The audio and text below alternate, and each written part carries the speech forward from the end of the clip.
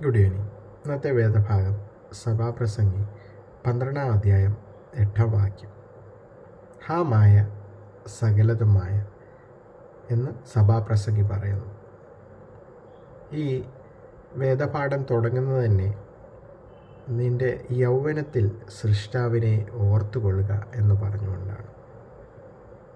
ഹാ മായ സകലതും മായ എന്ന ജ്ഞാനികളിൽ ജ്ഞാനിയായ ശലോമോൻ എഴുതിയിരിക്കുന്നത് നമുക്കെല്ലാവർക്കും ഇപ്പോഴത്തെ അവസ്ഥയിലുമുള്ളൊരു സന്ദേശമാണ്. നമ്മുടെ ജീവിതത്തിൽ നമ്മൾ അഹങ്കരിക്കുന്ന സമ്പത്ത്, അധികാരം, ഈ ലോകത്തിലെ സുഖ ജീവിതം, ഇതെല്ലാം വ്യർത്ഥമാണ്. ദൈവമില്ലാതെ നമ്മുടെ ജീവിതം പൂർണ്ണമാകുകയില്ല. You are zero without God. ഈ ലോകത്തിലെ സകല കാര്യങ്ങളും നേടിയാലും സൃഷ്ടാവിനെ അറിഞ്ഞ് ജീവിച്ചില്ലെങ്കിൽ നമ്മുടെ ജീവിതം വ്യർത്ഥമാകുന്നു എന്ന് പറയും.